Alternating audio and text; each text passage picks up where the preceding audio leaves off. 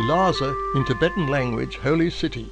Lhasa is the capital of Tibet, the highest capital in the world, 3,700 meters or 12,139 feet above sea level. The earliest of activities in this area were found in the late Stone Age, about 6000 BC. Over the ages, many changes have taken place. In 1949, Mao Zedong and his communist bandits took China, and then in 1951 he invaded Tibet. The peaceful liberation of Tibet, Chinese version, resulted in the slaughter of 1.2 million Tibetans.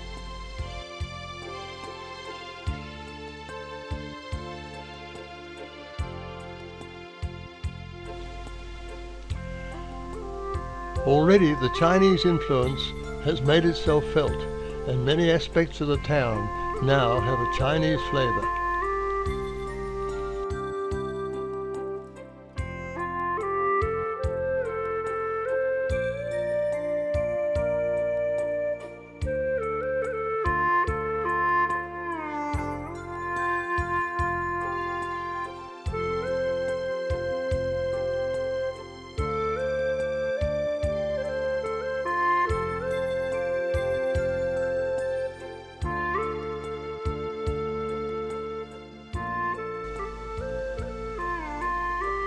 Buddhism is the religion of the country, and our first visit is to the Dreadful Monastery.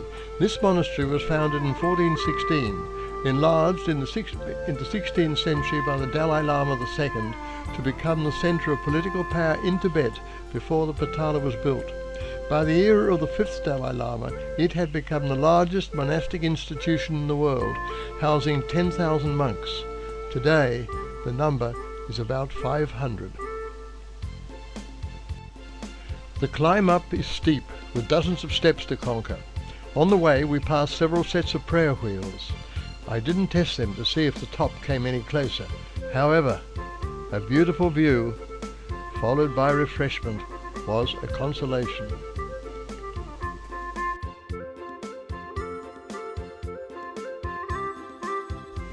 The main congregational area.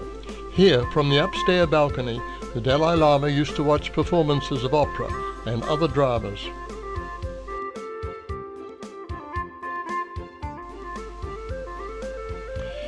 In the centre, we watched water being boiled by reflected rays from a parabolic metal sheet. Owing to the altitude, water boils at a much lower temperature than at sea level. The monastery's name, Drepung, literally translates as rice heap, referring to the number of white monastic buildings piled up on the hillside.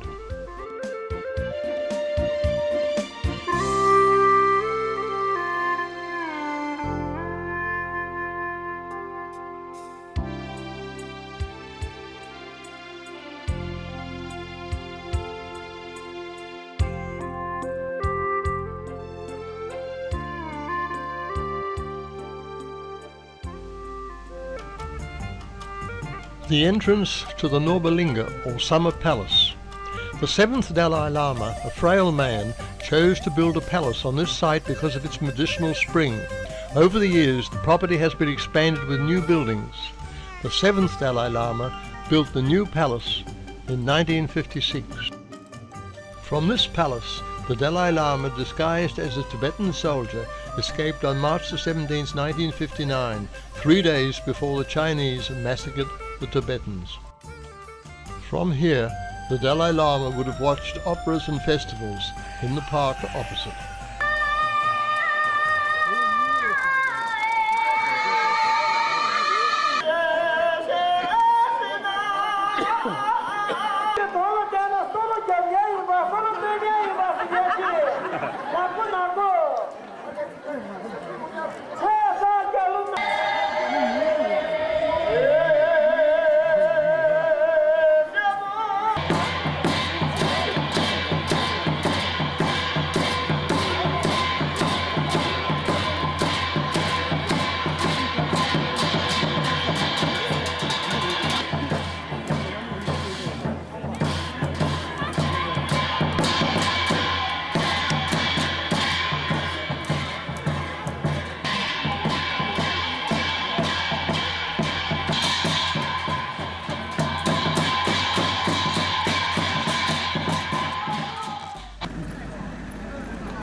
As the crowds leave, a couple of old-timers endeavour to catch the passers-by for a coin or two.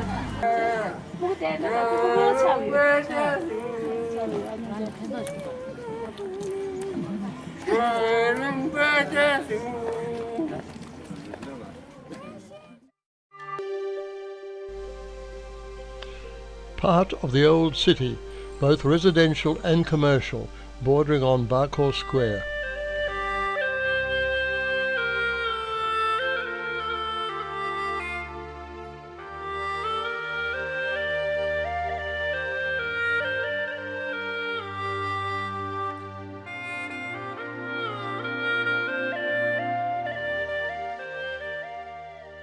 Entering the square, perhaps one part of the city not overrun by the Chinese. At the far end, the Jokhang Temple is the most revered religious structure in Tibet.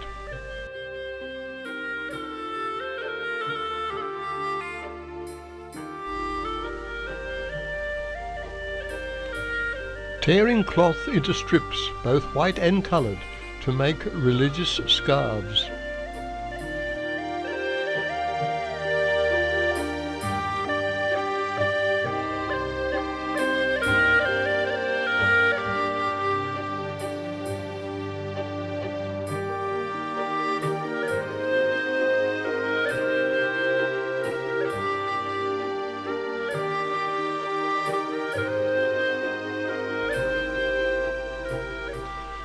Bakor itself is the quadrangle of streets surrounding the Jokhang Temple, the spiritual and commercial hub of old Lhasa.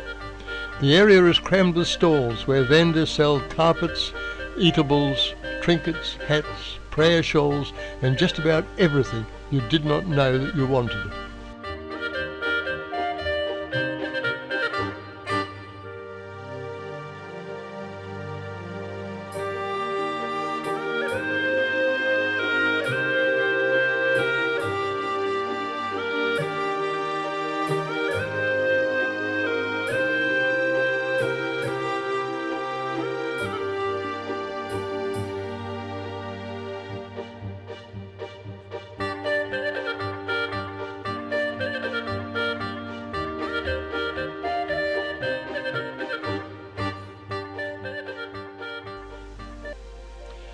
The Potala is perhaps the one building visitors to Tibet come to see.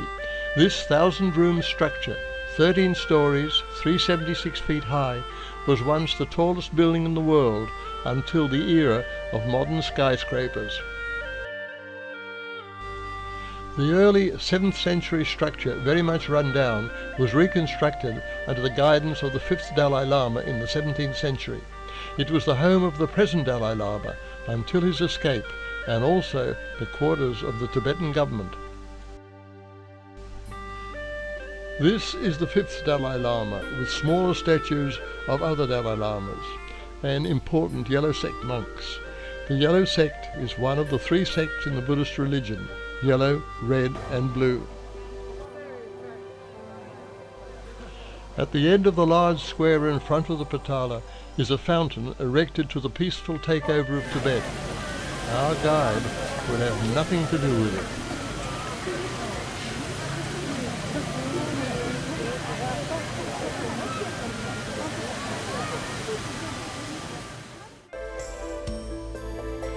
Behind the hill where the Potala stands are some very peaceful gardens, providing another view of this outstanding building.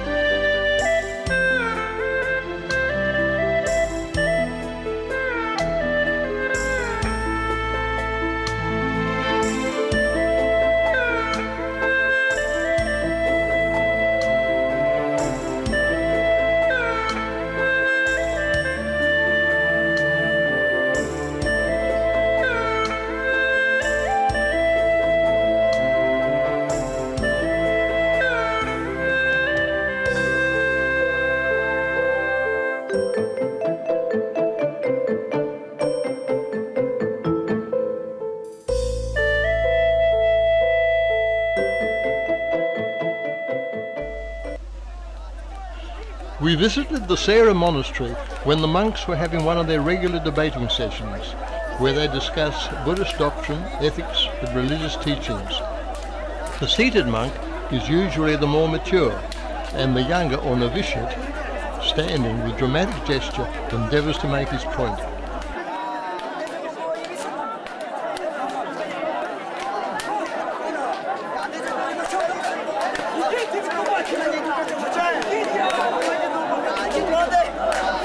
With eyes closed, it sounded rather like a fireworks display.